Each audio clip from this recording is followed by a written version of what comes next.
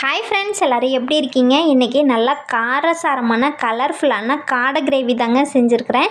இந்த காடை கிரேவி இன்றைக்கி தோசை கூட வச்சு சாப்பிட போகிறாங்க. நான் இட்லி, தோசை, சப்பாத்தி நீங்கள் எது கூட வச்சு சாப்பிட்டாலும் இந்த காடை கிரேவி அவ்வளவு சூப்பராக இருக்கும். இப்போ பாருங்கள், நான் கடையில் இன்றைக்கி 3 காடை வாங்கியிருக்கிறேன். அதை நல்லா கேஸ்லேயே வாட்டிட்டு மஞ்சள் தூள் போட்டு நல்லா க்ளீன் பண்ணிவிட்டு கட் பண்ணியும் கொடுத்துட்டாங்க. உங்களுக்கு இந்த வீடியோ யூஸ்ஃபுல்லாக இருக்குது அப்படின்னா நம்ம சேனலை சப்ஸ்கிரைப் பண்ணிக்கோங்க.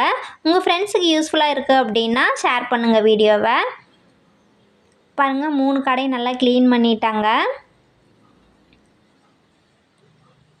இதையும் சின்ன சின்ன பீஸாக கட் பண்ணி கொடுத்துட்டாங்க.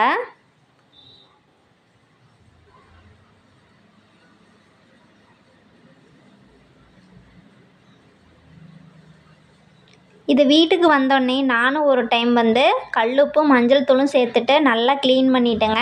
கடையில் என்ன தான் க்ளீன் பண்ணி கொடுத்தாலும் நம்ம வீட்லேயும் ஒரு டைம் க்ளீன் பண்ணிவிட்டு செஞ்சாதாங்க செய்கிறக்கே நம்மளுக்கு நல்லாயிருக்கும். இப்போ பாருங்கள், நல்லா கழுவிட்டேன். இதுக்கு நான் வீட்லேயே மசாலா அரைச்சி தாங்க செய்ய போகிறேன். நல்லா மணமாக சூப்பராக இருக்கும். நீங்களும் இதே மாதிரி செஞ்சு பார்த்துட்டு எப்படி இருக்குன்னு கமெண்ட் பண்ணுங்கள். இந்த மசாலாவில் என்னென்ன பொருள்லாம் சேர்த்துருக்கேன் அப்படின்னா கொத்தமல்லி, சீரகம், சோம்பு, சின்ன துண்டு பட்டை, கொஞ்சம் கல்பாசி, ஒரு பிரிஞ்சி இலை, கொஞ்சமாக கறிவேப்பிலை. இதெல்லாம் எண்ணெய் சேர்க்காம நல்லா கலர் மாறுற அளவுக்கு வறுத்துடலாம். இப்போ பாருங்கள், நல்லா வறுக்கும் போதே நல்லா மணமாக இருக்கும். இதை நல்லா வறுத்துட்டோம். இதை ஆற வச்சிடலாம். இப்போ அதே பேனில் கொஞ்சம் எண்ணெய் சேர்த்துட்டு எண்ணெய் நல்லா சூடானதுக்கப்புறம் ஒரு 10 பல் பூண்டு, 4 வரமிளகாய், சின்ன துண்டு இஞ்சி இதெல்லாம் எண்ணெயில் நல்லா வதக்கி விட்டுடலாம். பாருங்கள், பூண்டு நல்லா வதங்கிருச்சு. அதுக்கப்புறம் நான் அரை மூடி அளவுக்கு தேங்காய் துருவி வச்சுருக்கிறேன், அதையும் சேர்த்துக்கிறேன்.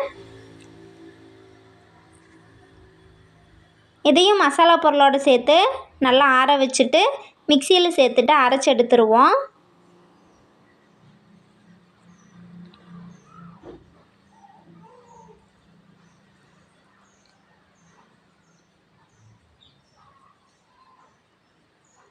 இப்போ பாருங்கள், மசாலா நல்லா அரைச்சி எடுத்துட்டோம். இப்போ காடைக்கு தேவையான தாளிப்பு ரெடி பண்ணிடலாம். இப்போ பேன் நல்லா சூடானதுக்கப்புறம் தேவையான அளவுக்கு எண்ணெய் சேர்த்துட்டேன். எண்ணெய் நல்லா சூடானதுக்கப்புறம் 1/4 டீஸ்பூன் அளவுக்கு சீரகம், 1/4 டீஸ்பூன் அளவுக்கு சோம்பு சேர்த்துக்கலாம். இது எண்ணெயில் நல்லா பொரியட்டும். பொரிஞ்சதுக்கப்புறம் 250 கிராம் அளவுக்கு நான் சின்ன வெங்காயம் உரித்து வச்சுருக்குறேங்க, அதையும் சேர்த்துக்கிறேன். நீங்கள் நான்வெஜ் எது செஞ்சாலும் சின்ன வெங்காயம் சேர்த்து செய்யும்போது நல்ல டேஸ்ட் இருக்கும்.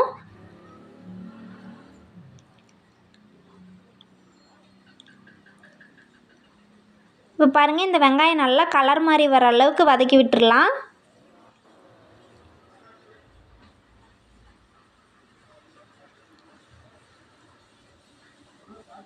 பாருங்கள், வெங்காயம் நல்லா வதங்கிருச்சு. இப்போ 2 தக்காளி நான் கட் பண்ணி வச்சுருக்கிறேன், அதையும் சேர்த்துக்கலாம்.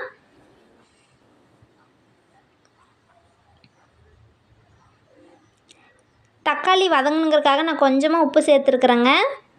பாருங்கள், உப்பு சேர்த்ததுக்கப்புறம் சீக்கிரமாக வதங்கிடும். இப்போ தக்காளி வெங்காயம் நல்லா வதங்கி வந்துருச்சு. இப்போ க்ளீன் பண்ணி வச்சுருக்கிற காடையை சேர்த்துக்கலாம்.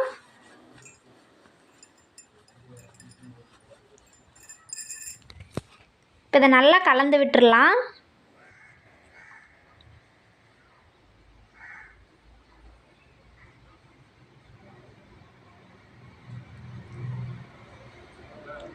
தேவையான அளவுக்கு உப்பு, தேவையான அளவுக்கு மஞ்சள் தூளும் சேர்த்துட்டு இதை நல்லா கலந்து விட்டுடலாம்.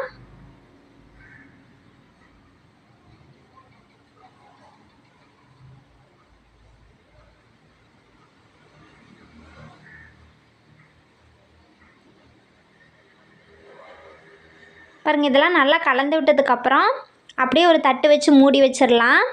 இதிலே லைட்டாக தண்ணி விட்டு வெந்து வரும். கொஞ்சம் நேரம் அப்படியே வேகட்டும்.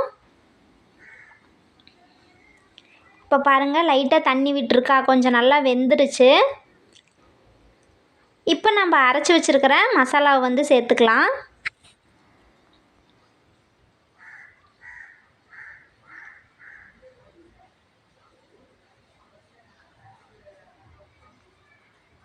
இதை வந்து நல்லா கலந்து விட்டுடலாம்.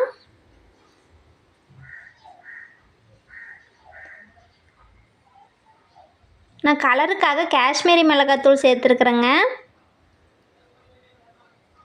அப்போ தான் கலர் கொடுக்கும். இப்போ பாருங்கள், நல்லா கொதித்து காடை வெந்து வந்துருச்சு.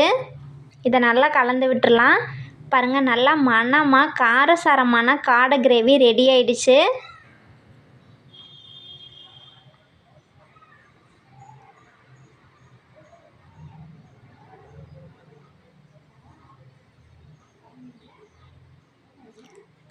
காடை வந்து சீக்கிரமாக வெந்து வந்துருச்சுங்க. அவ்வளோதான். பாருங்கள், வெங்காயமும் காடையும் சேர்த்து சாப்பிடும்போது அவ்வளவு டேஸ்ட்டாக இருக்கும். நீங்களும் இப்படியே செஞ்சு பார்த்துட்டு எப்படி இருக்குன்னு சொல்லிட்டு கமெண்ட் பண்ணுங்கள். தேங்க்ஸ் ஃபார் வாட்சிங். Bye friends.